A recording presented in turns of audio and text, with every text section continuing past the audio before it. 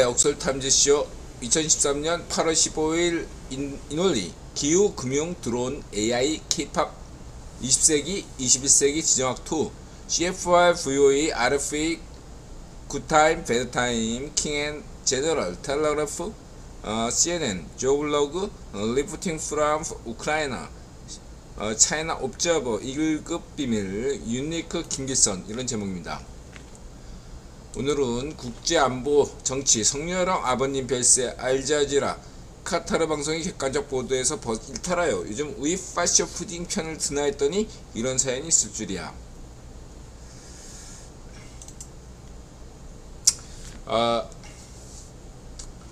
인드라가 먼저 얘기하는 오늘 빨간색을 입었잖아요. 이제 어머니가 사주였어요, 옷을.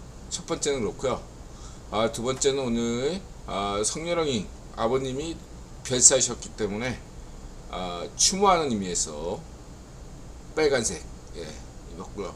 세 번째는 저는 박근혜 대통령 좋아하지만 박근혜 대통령에 대한 지나친 과잉 어떤 그러한 것은 우이파쇼로 우려가 있다.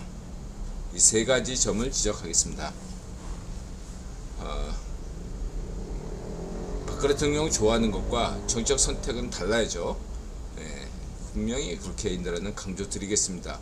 4.15 부정선거는 부정선거이지만 그것이 어떤 오늘날 정치적 선택에서 성렬형 탄핵 뭐 이런 식으로 헛소리에 주절거리는 변호범 같은 따위 저희 파쇼들을 경계하듯이 될 것입니다.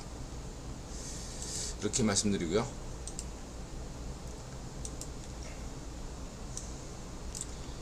김은혜 오랜만에 살이 빠졌네. 좀 살 좀 빼세요. 우리 언니 김은혜 언니 좋아합니다. 인드라가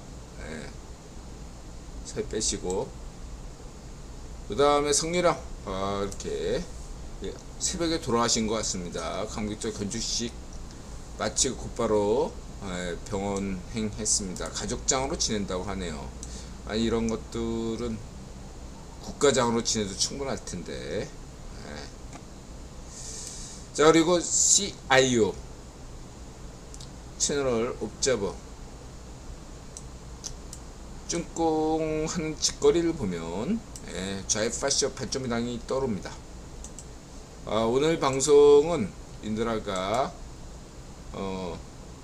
컨셉을 뭐 이렇게 구구하게 설명드리지 않고 핵심만 이렇게 딱 얘기해서 짧고 굵게 방송하려고 합니다. 궁금하신 점 있으면 질문 주세요. 바다서님 어서오세요.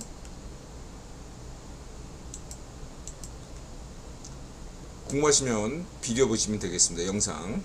그 다음에 이제 푸틴에 대한 어떠한 6개 그룹이 있다. 이렇게 우크라이나 보고서가 2023년 3월 보고서에 보고했는데 여기서 핵심은 실로비키와 이제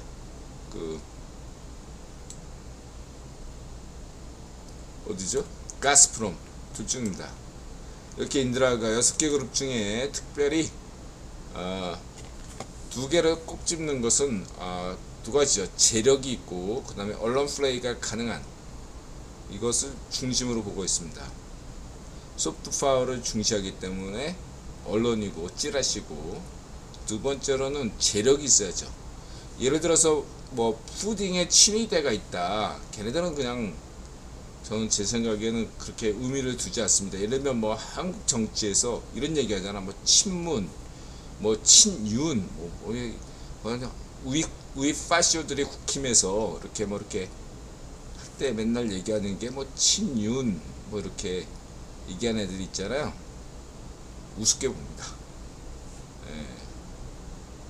아무 의미 없어요. 구분이 임명하기 때문에 그냥 필요하니까 자기가 믿을 만한 사람을 뭐 이렇게 해야 되니까 이렇게 구성하는 건데 한국은 우이파쇼 푸딩과 다르게 반쪽 정은과 다르게 그리고 반쪽 미당의 해골찬 이런 쓰레기들 있잖아. 막 국회의원은 막 4선 5선 애들 이런 애들이 싹 다 정리해. 그러니까 인드라가 분명히 강조할게요. 반쪽무의당이 자유좌파를 거듭나려면요 재선 이상은요 싹 다 아웃시켜야 돼요. 국힘은 그걸 했어요. 기억했습니다. 이게 3선 이상, 이제 3선 이상이란 어떤 국힘은 그렇게 됐는데 반쪽 민주당은요 재선 초선까지는 인드라가 인정해. 최선까지는 떨어질 수 있어요. 뭐 문전비가 임명하든 말든 그거는 그 지역 구민의 선택일 수 있는데 거기서 지역민들이 뭐 이렇게 평가가 좋으면 재선할 수 있겠죠. 근데 분명히 말씀드릴게요. 좌파쇼 반쪽 무당이 제대로 자유좌파가 되려면 3선 이상들은 다 그냥 다음 총선에서 아웃시켜야 됩니다. 호남이든 수도권이든 전국이든 아무 문제에 관련이 없어요. 다 아웃시켜야 돼요. 여러분 인드라 방송 시청하시는 자유좌파, 자유우파 뭐 어떤 성향도 없는 분들 인드라 말씀을 기억하시기 바랍니다. 반정비당에서 재선했다 그는 썩었다는 거예요. 그냥 이 새끼들은 그냥 돼질놈이에요. 돼질놈. 엄청 처먹었어요. 다 감옥 가야 될 놈들. 반정비당에서 8년 이상 했던 놈들은 다 썩어 빠진 놈들이에요. 인드라가 반정비당 있어봤잖아. 쓰레기들이에요. 쓰레기들. 이런 놈들은 살려둬서 안 돼요. 적폐요. 적폐. 국회에서 8년 이상 해먹은 놈들은 해고찬을 비롯해서 그냥 이완용만도 못한 쓰레기들입니다. 반정비당에서 다 정리해야 되고 감옥 가야 될 놈들이에요. 이런 놈들을 뽑아준다면 그 지역민을 의심해야 됩니다. 그 지역민을 무시해도 돼요. 아셨죠? 그 지역민을 다시 반정비당에서 삼선한 놈들을 뽑아준다. 그 지역민을 이제부터 인드라는 지역감정 없습니다. 진짜로. 그러나 삼선 반정비당에서 삼선한 놈을 그러니까 삼선 해줬다? 그 지역민을 의심하세요. 무시하세요. 그거에 대해서는 인드라가 지역감정에서 제외시키겠습니다. 예외로 하겠습니다. 분명히 다음 총선에서 재선까지는 인드라가 인정하는데 삼선한다? 그러한 지역구가 있다면 호남이든 수도권이든 그 지역민을 용서하지 않겠습니다. 싸잡아 비난하겠습니다. 인드라는 지역적 감정 전혀 없어요. 이 점을 분명히 말씀드리겠습니다. 반정비당은 좌파쇼 물갈이 돼야 됩니다. 이 점을 분명히 말씀드리고요.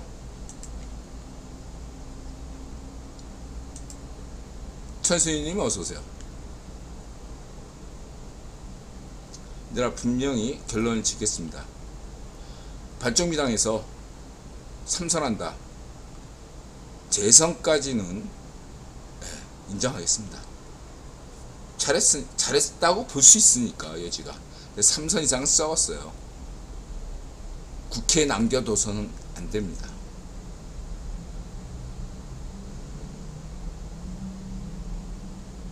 그런 놈을 뽑아준 지역민은 부끄러운 줄 아셔야 됩니다. 호남이든 수도권이든 전국이든 상관없습니다. 이 점을 말씀드리고요. 그 다음에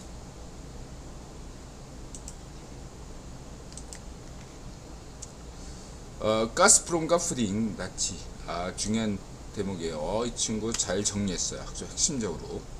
그리고 과거 자유파쇼 인간도수다 스탈린 파쇼 정권 때 연해주 고려인들이 중앙아시아로 강이주 당했듯 약 100만 명의 우크라이나인들이 위파쇼 푸딩에 의해 시베리아 극동 지역으로 강제 이주당했습니다.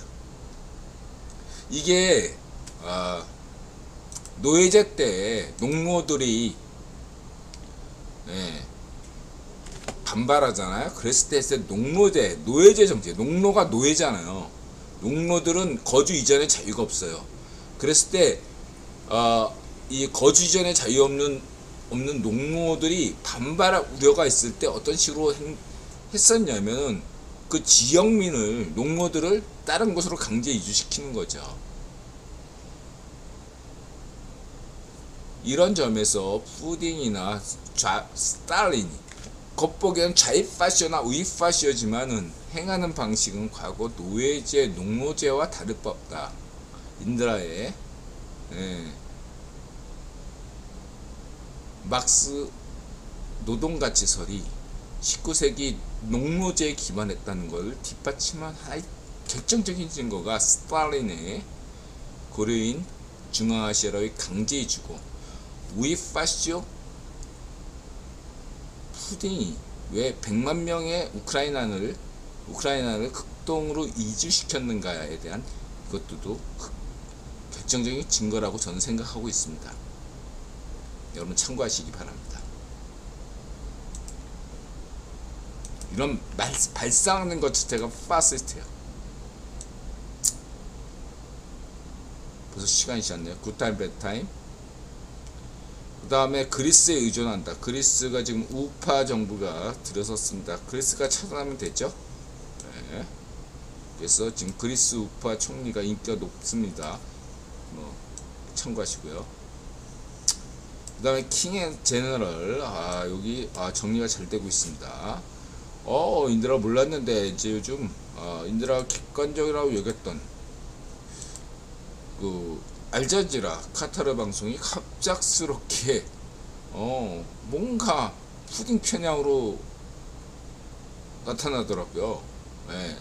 푸딩 때문에 왜 쭈꽁까지도 이렇게 덤태기로 와서 그 다음에 북한까지도 그 다음에 이제 이쪽 니제르까지 아프리카 서아프리카 지역까지 왜 이러나 단순하게 추상적으로 인드라는 알자지라 카타르가 알자지라 카타르 하면 또 카타르 펀드 하면 또 생제르맹 이강인이 뛰는 축구 구단 그러잖아요. 그런 것과 없이 상관없이 인드라가 냉정하게 이렇게 왜 그럴까 하는데 역시 근거가 있다. 그냥 추상적으로 유가가 폭락하기 때문에 그거를 걱정해서 푸딩 편 드는 게 아니라 구체적이다. 카타르하고 UAE도 마찬가지지만 아랍에미리트 이란과의 섬 영유권이 있어요. 근데 이 섬 영유권이 국변이 좋아하는 화두거든요. 예를 들면은 쭈꽁하고 대만, 쭈꽁하고 일본, 한국과 일본 독도, 그 다음에 북한과 쭈꽁하면 녹둔도, 그 다음에 이라크 이란 전쟁이 있었던 게 이라크와 이란 사이에 섬이 있거든요. 그게 불씨가 됐어요. 그래서 국유본은 섬을 되게 좋아합니다. 분쟁의 불씨로 남겨두거든요. 근데 이 섬에 대한 우익파시오 푸딩이 이란을 지지해야 되는데 흥미롭게도 알자지라 카타르를 지지하는 바람에 이란이 난리가 난 거예요. 그래가지고 지금 나는 그냥 사우디하고 우크라이나 젤렌스키가 이제 해서 거기에 셈이 나가지고 자기가 맹주 역할을 해야 되니까 그것과 유가 이 정도로 생각했었는데 구체적인 이유가 있었습니다. 이러면 알자지라도 푸딩편 우익파시오 푸딩편을 들 수 있겠죠. 그것까지 감당해서 요즘 인드라는 알자지라 방송 취급하지 않습니다. 알자지라가 하루아비 객관적 방송으로 돌아오길 고대하고 있겠습니다. 물론 인도 방송도 인드라가 요즘 취급하지 않고 있죠. 9월 12일 이제 정상회담 G20 끝나기 전까지 인드라가 인도 방송 취급하지 않겠습니다. 이해해 주시고요. 그 다음에 이제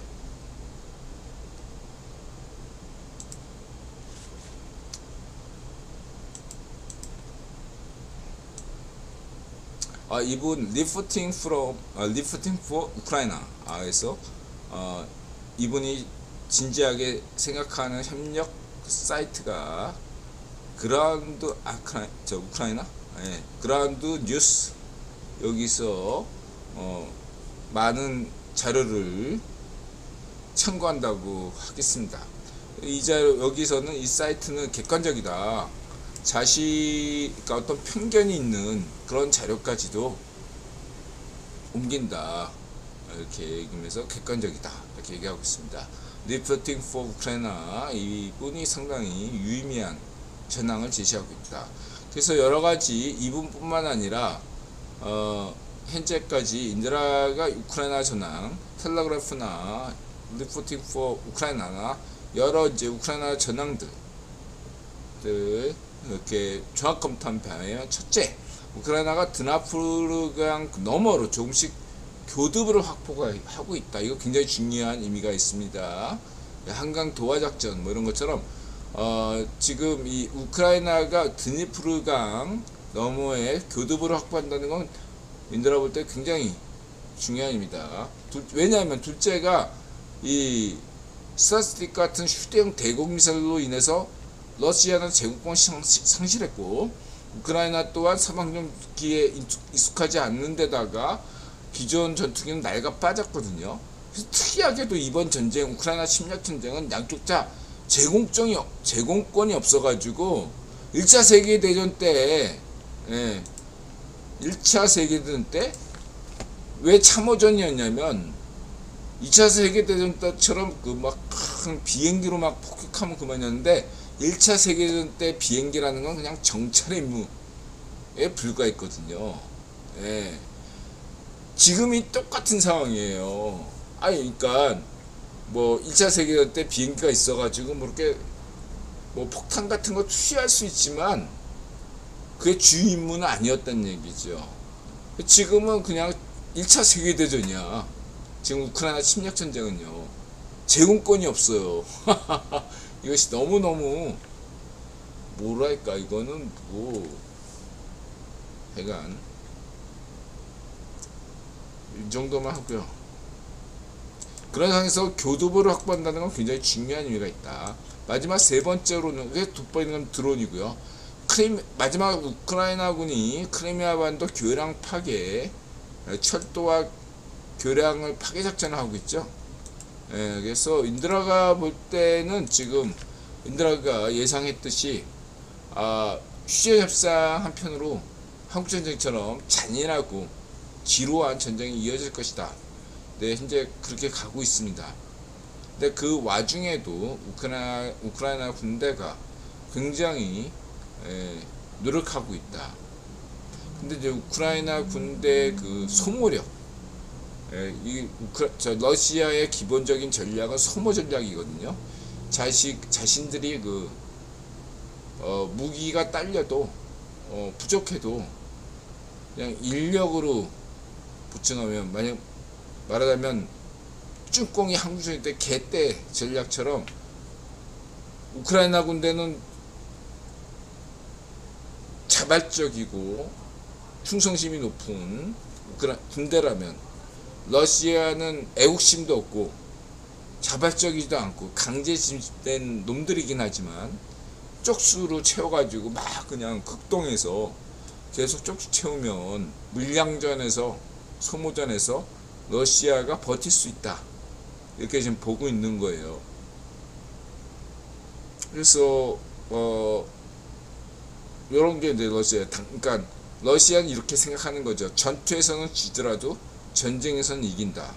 그것은 그동안 러시아 전쟁에서 승리했던 전쟁들이 대부분 전투에선 지더라도 전쟁에선 이긴다 있거든요. 러시아가 이긴 전쟁이 대표적인 게 뭐가 있습니까? 두 가지죠. 나폴레옹 전쟁과 히틀러 2차 세계대전 전쟁이죠. 그건 전투에서는 졌지만 전쟁에서는 이긴 전쟁이거든요. 그러나 인드라는 분명히 말씀드렸습니다. 세 가지 러시아 침략 전쟁이 있었다. 첫 번째는 크림 전쟁이고, 두 번째는 아프간 전쟁이고, 세 번째는 이번 우크라이나 침략 전쟁이다. 앞에 첫 번째, 두 번째가 모두 러시아가 패배했고 패망의 길을 선택했다. 이번 전쟁, 우크라이나 전쟁이 끝나면 우이파시프리 무조건 끝나고 러시아는 대변혁의 길로 갈 수밖에 없다. 그런 운명이다. 이렇게 말씀드린 바 있습니다. 하루아피 위파쇼 푸딩이 제거되는 것만이 세계 인류가 모두 평화롭고 행복하게 가는 길이다. 이 점을 분명히 말씀드립니다. 우크라이나의 인만의 희망이 아니라 인류의 희망입니다. 푸딩을 제거하는 것만이 러시아인과 우크라이나인이 모두 행복하고 인류가 행복하는 길입니다. 잊지 마시기 바랍니다. 러시아 인민들이, 러시아 시민들이 떨쳐 일어나서 푸딩을 제거하고 해야 될 것입니다. 올해 안에 끝내세요.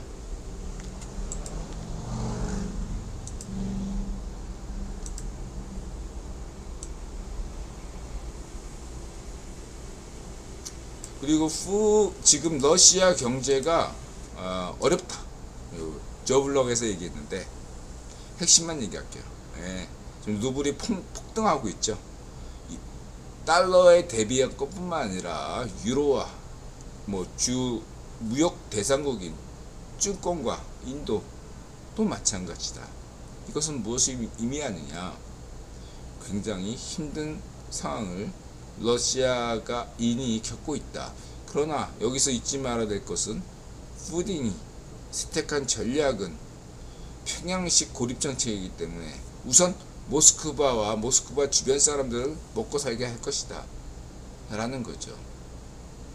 그래서 징집도 모스크바와 모스크바 주변 사람들은 가급적 징집을 안 했어요. 올해가 끝이에요. 그래서 핵심 자신의 지지층이라고 할 수 있는 모스크바와 한국으로 치면 서울, 인천, 경기도죠. 이 수도권에게는 전쟁의 분위기를 느끼지 못하게 하겠다 라는 게 이제 푸딩의 전략인데, 위파쇼 이거를 감지한 젤렌스키 우크라이나 대통령이 드론으로 모스크바에 날리고 있어요. 안 그래도 아무리 모스크바라도 고난의 행군 때 반쪽 정일이 평양도 어려웠거든요. 다른 데보다 먹고 살만하지만 예전보다 어려운 상황이 현재 모스크바 상황인데, 그런 상황에서 드론까지 이렇게 들어오면은 굉장한 공포심을 느끼지 않을 수 없겠죠. 모스크바 시민들에게 인류애로서 인들어가 호소합니다. 여러분들에게 문제가 있다면 그것은 젤렌스키 대통령, 우크라이나 대통령 문제가 아니라 위파쇼 푸딩 탓입니다. 자유우파 젤렌스키에는 아무런 죄가 없습니다. 내가 자신있게 말씀드리겠습니다. 여러분이 내가 분명히 얘기했죠.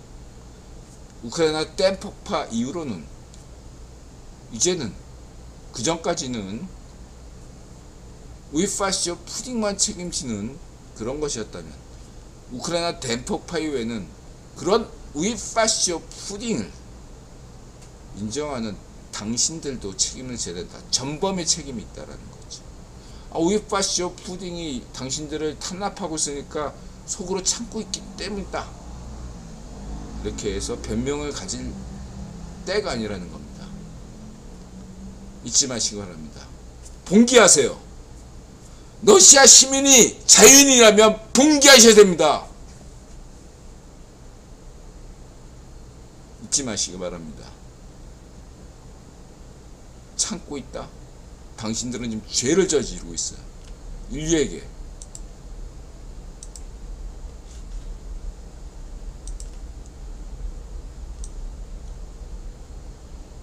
그리고 이제 CNN에서 이렇게 얘기하고 있죠.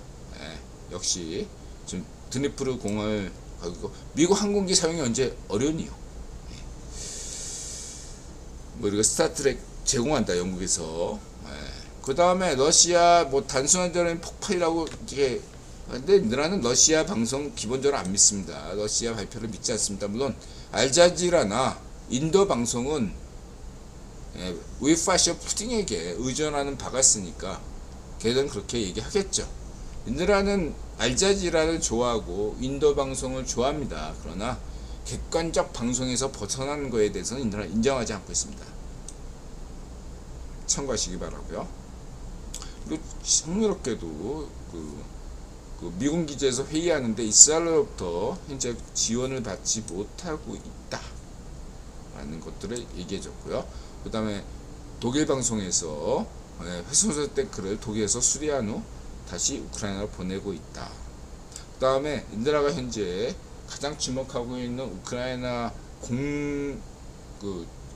가장 객관적으로 보도하는 방송은 우크라이나 방송 여러가지 돼서 일반 블로거나 유튜버들도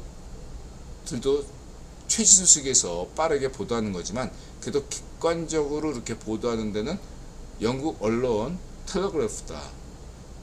그래서 텔레그래프 방송을 굉장히 중시합니다. 러시아를 위해서 간첩 혐의로 체포되었다. 광복절 특별사면 브리핑 한동훈 법무장관이 이렇게 브리핑을 했습니다. 이런 것들 중시하시기 바라고요. 그 다음에 인드라가 여론조사 나름대로 전문가인데 홍영님을 그래도 어벤져스 전략회에서 이렇게 중시하거든요. 잼버리 폭풍으로 반정당 지지율 더 추락. 이건 이제 약간 제목을 그렇게 담그고 여론조사를 이렇게 실제로 하게 되면요, 한 일주일 뒤 정도에 저런 걸 감안해요. 예를 들면 수도권에서는 당일날 다 이런 소식들을 알 수 있다고 전제할 수는 있는데, 예를 들면 나타샤가 서울에 살지만 잼버리에서 반중당이 어떤 짓을 저질렀는지 몰라요. 언론에서 잘 보도를 안 하니까, 찌라시니까. 한국의 구경 언론이 지금 한국의 찌라시를 장악한 데가 한경 오프엔뿐만 아니라 조동준까지 한국의 구경 귀족이 있잖아. 인드라가 누구라고 얘기 안 해도 여러분 다 알죠. 걔가 꽉 잡고 있기 때문에 한국의 그 찌라시들이 이런 걸 보도 안 해가지고, 그러니까 반쪽미당 애들은 지금 자신들이 차기 총선에서 이기는 줄 알아요. 진짜 그렇다니까. 반쪽미당 애들은 차기 총선에서 자기네들 이기는 줄 알아요. 돈 없이다 어떻게든지. 인드라가 분명히 얘기할게요. 국민에게 요구합니다. 한국에서 지금 자유파쇼 찌라시, 그 다음에 조동준 언론까지 이렇게 마구잡이로 이렇게 가짜뉴스 음모론을 언제까지 해야 됩니까?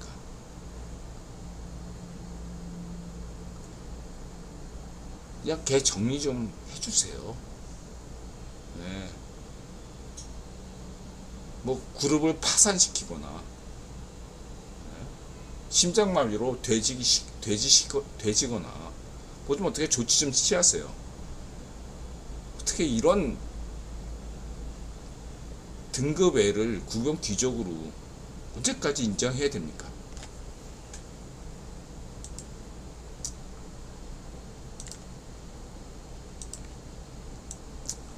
이렇게 말씀드리고요. 경제. 박근혜 대통령 탄핵 시점 전후 3전 내에 애플 시장 점유율, CFR 세계은행, 중국 디플레, 대만 TSMC, 일본경제 약진, 인도 전자결제, 독자 적신호, 프랑스 경제권 위기. 지난 시간에 못했던 것들을 계속하겠습니다. 우선 시장 점유율 면에서 애플과 삼성이 치열하죠. 노키아가 막 잘 나갔었는데 노키아 점유율을 대부분 삼성이 먹었어요. 노키아의 몰락이 여러분 이런 말씀을 반드시 드리고 있습니다. 저는 핀란드에 유럽 배낭여행 갔잖아요. 20년 전에. 저 핀란드 사우나 좋아하고요. 핀란드 사람들 무진장 좋아합니다. 이 점은 전제하고 핀란드 노키아 왜 망했죠? 왜 망했습니까?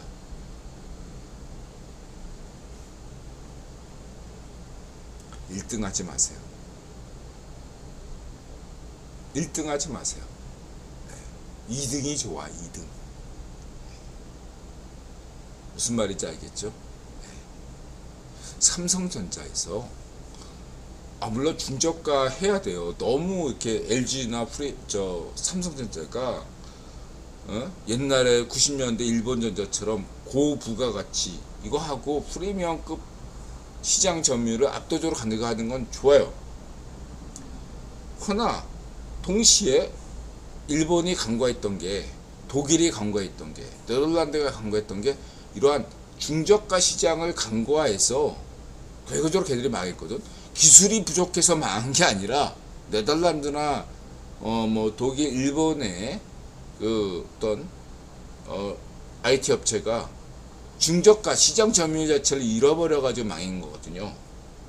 그래서 삼성전자가 시장 점유율을 중시하는 건 이해합니다. 중요합니다. 그래서 중저가를 팔아줘야 돼요. 허나 프리미엄급도 하면서 시장 점유율은 언제나 애플보다 낮아야 됩니다. 질투심이 일으키시면 안 돼요. 지금 인도의 엘리트들은 아이폰 쓰나요? 삼성전자 폰 쓰나요? 아이폰 씁니다. 시장 점유율로서는 삼성전자가 1위지만 프리미엄급에서는 아이폰을 쓴다 이거죠. 프리미엄급에서 그냥 경쟁하세요. 그리고 쭈꽁과 폰 지금 시장 점유율 경쟁 인도에서 어차피 지금 막 중국 폰 단속하고 있잖아요. 중국 자본 딱 그분의 지시라고 저는 보고 있는데 중국제가 물러났어. 그럼 삼성의 중저가 폰이 또 우세해집니까? 그게 아니에요. 쭈꽁이 사라지면 인도의 국산 중저가 폰이 나올 수밖에 없는 구조라고요. 그렇게 자리 잡아 있고 욕심내면 안 돼. 중저가 폰은 시장 점유율을 위한 하나의 그냥 수단일 뿐이에요. 독일에서 폴크스바겐 지네들이 막 파는 거는 그 BMW나 아우디 이런 거지만 시장 점유율 때문에 이제 폴크스바겐 이런 거 많이 파는 거와 같은 이치인 거예요. 참고하시기 바라고요. 제대로 온 이 방송 시청하면요, 인도 같은 나라에서 애플과 경쟁하지 마시고 항상 2등으로 만족하세요. 그냥 프리미엄 폰 경쟁에서 그냥 나는 애플보다는 그냥 아무리 친미동맹 국가라도 미국이 싫어하니까 미국이 만든 건 다 싫어하니까 그냥 삼성폰 쓴다. 딱 이 정도 이미지가 좋다 이거예요. 아셨죠? 넘어갑니다. 여러팬님, F님 어서오세요.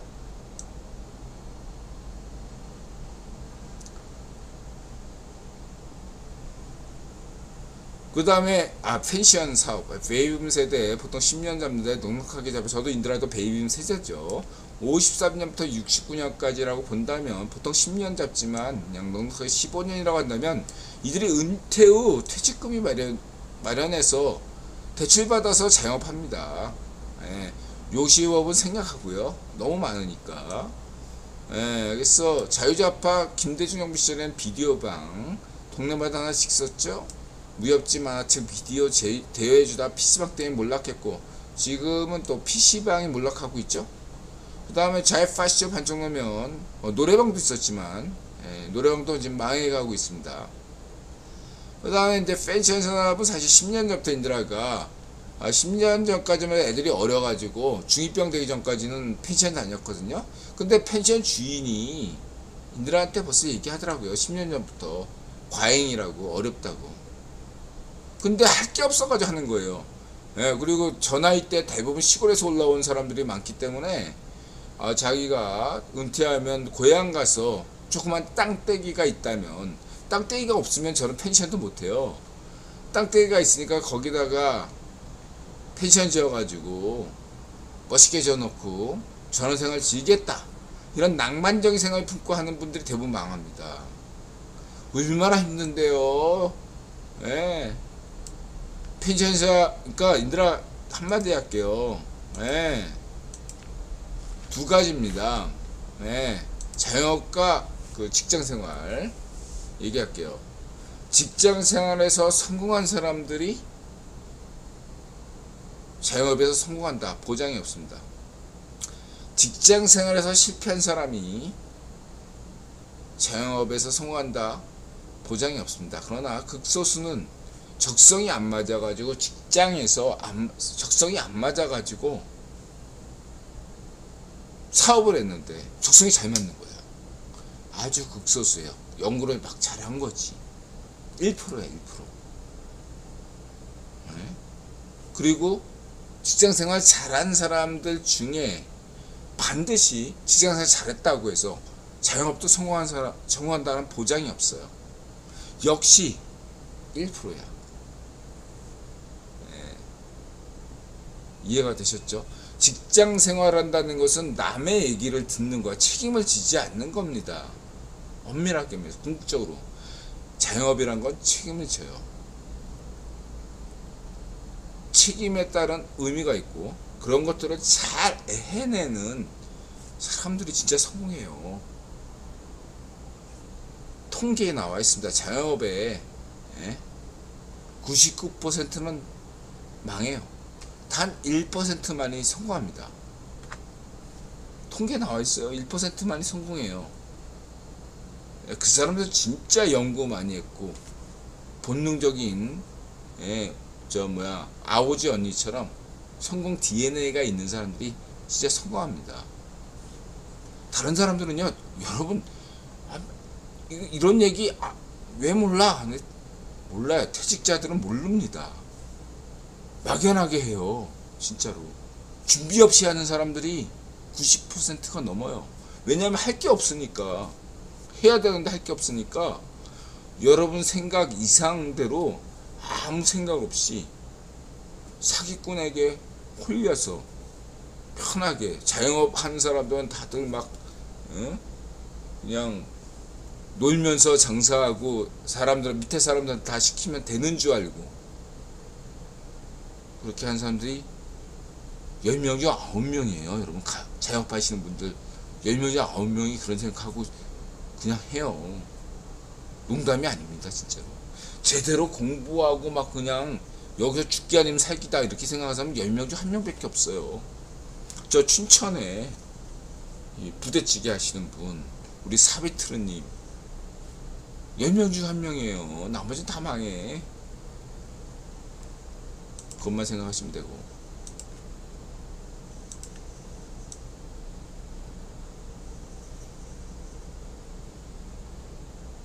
이건 이건 내가 얘기했죠. 인드라가 과거 노동동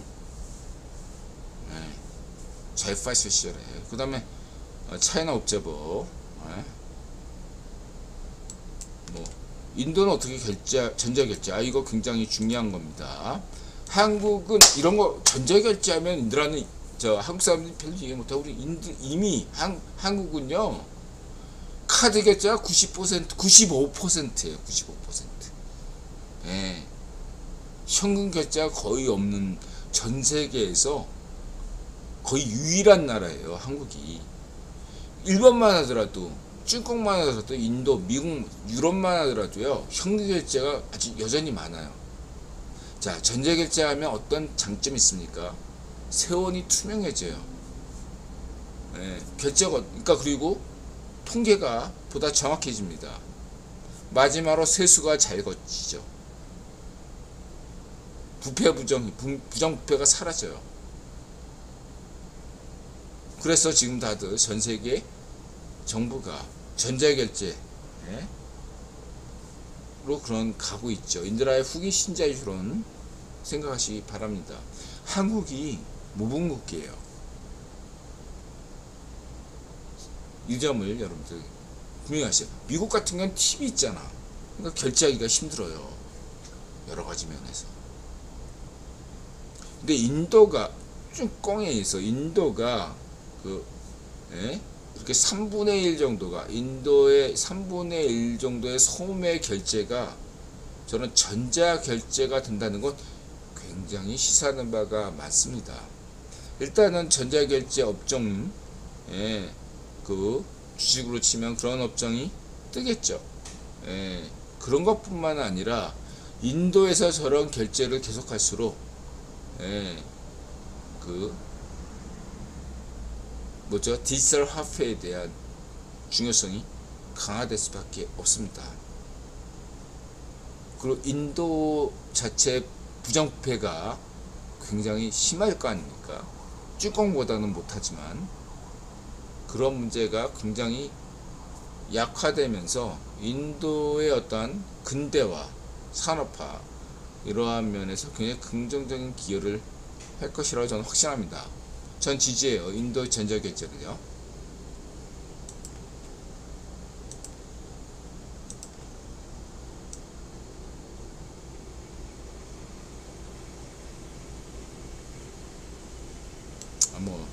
차이나.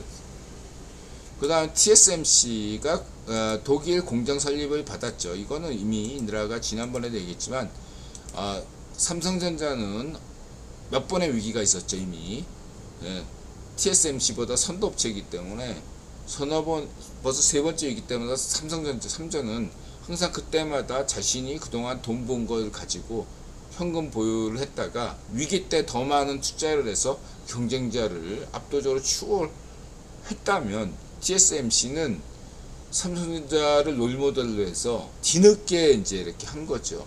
삼성전자는 이미 투자 계획을 이미 다 발표했고 이미 다 하겠지만 TSMC가 이번에 처음이거든요.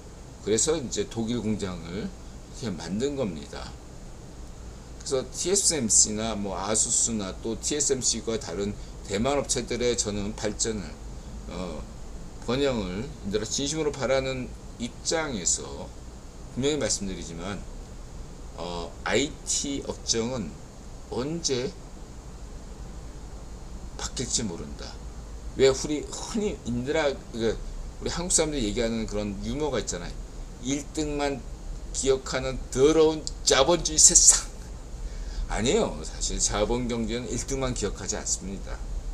그러나 IT 업종에서는 1등만 기억해요. 왜냐? 무어의 법칙처럼 해만 바뀌면 주도 세력이 바뀌거든. 과학기술 개발이 빨라져가지고 더러운 자본주의 세상 이런 것들은 착각이에요. 자본 경제는 1등만 기억하지 않습니다. 자본 경제는요,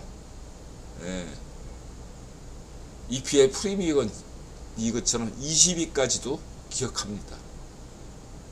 IT 업종의 특징이에요. 과학기술이 지금 빠르게 일어나니까. 그래서 그거는 잘못된 유머다. 1등만 기억하는 더러운 세상. 아닙니다.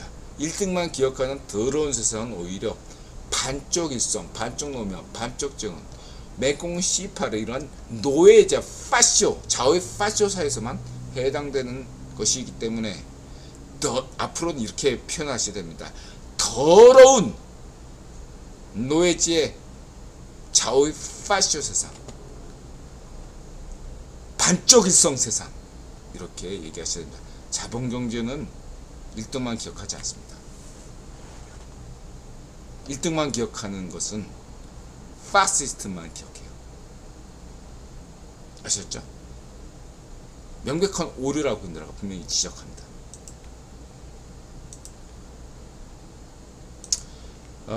그렇고요.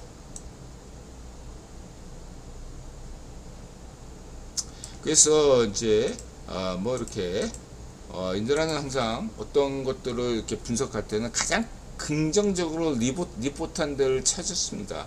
인드라가 로스차일드나 록펠러나 이렇게 구입해온 황제들을 분석할 때 가장 긍정적인, 그렇게 정기든 뭐든 긍정적인 데서 인드라는 큰 영감을 받습니다. 거기서 비판적인 것들을 얻는 것이 더 의미하지, 처음부터 비판적인 어떤 이런 박정희 대통령에 대한 가장 긍정적인 그런 평전이 나왔을 때 거기서 인드라가 얘기했는데, 인드라 분명히 얘기했지만 인드라는 저 평정 같은 거 좋아하거든요. 지금 전 세계에 박정희 대통령에 대한 아직까지 긍정적인 평정이 나오지 않고 있습니다. 인드라 분명히 얘기할게요. 인드라 조갑제 인정하지 않습니다. 걔는 우이파쇼예요. 제가 볼 때 좌이파쇼에게 결탁한 우이파쇼를 조갑제라고 칭합니다. 아직까지 박정희 대통령에 대한 제대로 된 긍정적인 정의가 나오지 않고 있다. 이것이 한국의 문제다. 이렇게 말씀드리고자 합니다. 적어도 프랑스에서 자유좌파가 나폴레옹 전기를 쓸 정도로 하거든요. 자유우파가 나폴레옹을 전기를 쓰는 것이 아니라 자유좌파가 나폴레옹 전기를 쓰는 겁니다. 한국에서도 자유좌파가 박정희 대통령에 대한 전기를 평전을 써야 돼요. 전 세계가 그런 것들을, 혹은 한국에서 그런 역량이 안 되면 국유원이 이렇게 하셔야 되겠습니다. 이 점을 분명히 말할게요. 아직까지 박정희 대통령에 대한 제대로 된 평가가 나오지 않고 있다. 국유원이 지난 여러 가지 문제들을 정리하는 데서 이런 문제도 반드시 해결하기 바랍니다. 그렇고요.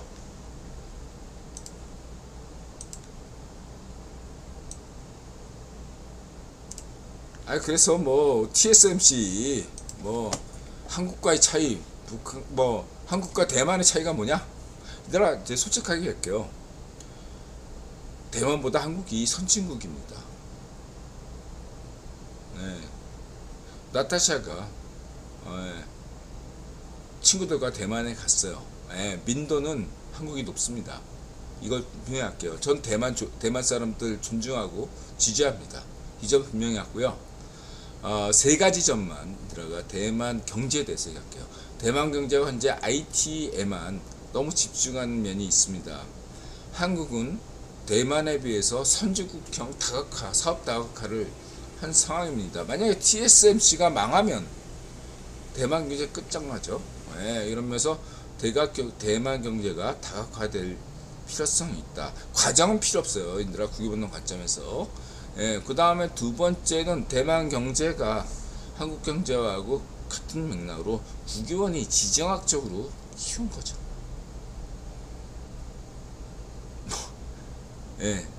우리 TSMC 팬은 대만계 같은데, 뭐 전두환 대통령은 뭐 모르는데 그냥 삼성전자 그렇게 해준 거고, 장경국은 뭘 알아서 해줬다? 장경국이 누군데? 걔가 뭘 알아? 장경국, 장개석 아들 장경국이 자기 입지를 위해서 장개석이 모스크바에 보내가지고 스탈린 밑에서 10년 동안 문해화 교육 받다 온 애 아니야. 그러다가 장개석한테 딱 36년인가 딱 왔을 때, 아버님, 내가 무조건 잘못했습니다. 더 부유자입니다. 뭐 그래가지고 장경국이 그런 애잖아. 장경국이 뭘 알아? 전두환만도 못한 애가 장경국인데, 장경국이 TMS SG를 만들었다고 막 자랑하네. 나 정말 아시아 메트리 너무 코미디여가지고 님들 웃었어요. 저 아시아 메트리 좋아합니다. 자, 여기까지. 지정학. 그럼 세 번째가 뭐죠? 지정학 다음은 뭡니까? 국유원이 이렇게 지정학으로 키웠으면 언제든 지정학은 변할 수가 있잖아요. 그 이후에도 살아남아야죠. 그런 준비를 대만 시민들은 하고 있습니까? 그 점을 인들아 묻고 싶습니다.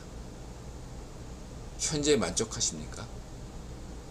딱 여기까지만 얘기할게요.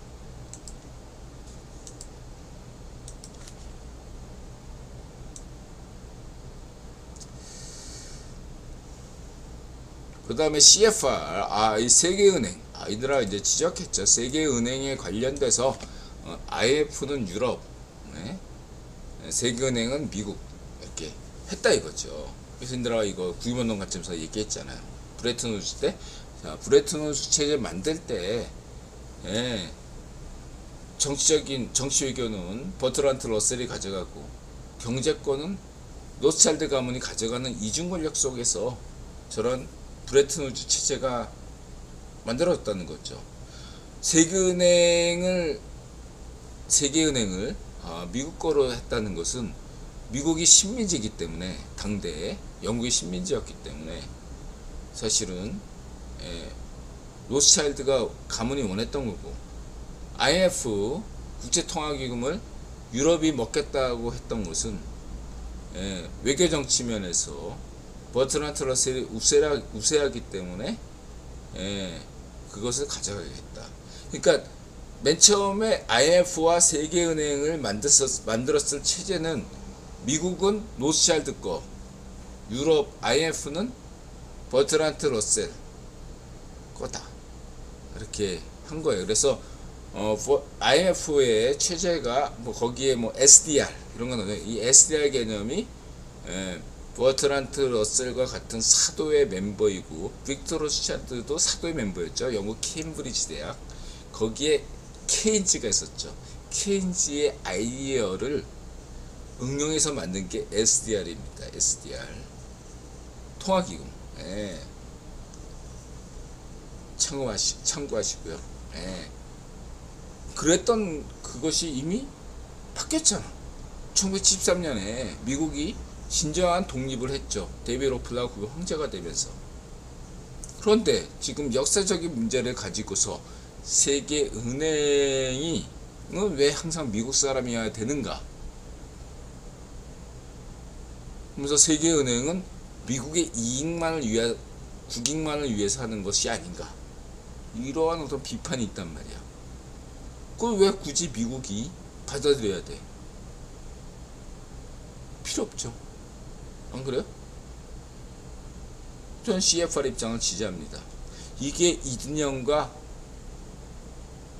럼프의 차이다 이거. 럼프는 분명히 이런 거에 집착할 겁니다.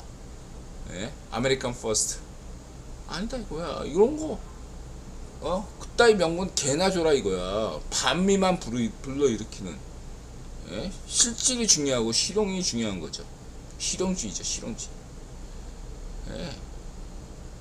세계은행 총재를 굳이 미국계 한국인 김용, 한국계 미국인 김용, 인도계 미국인, 이런 사람을 굳이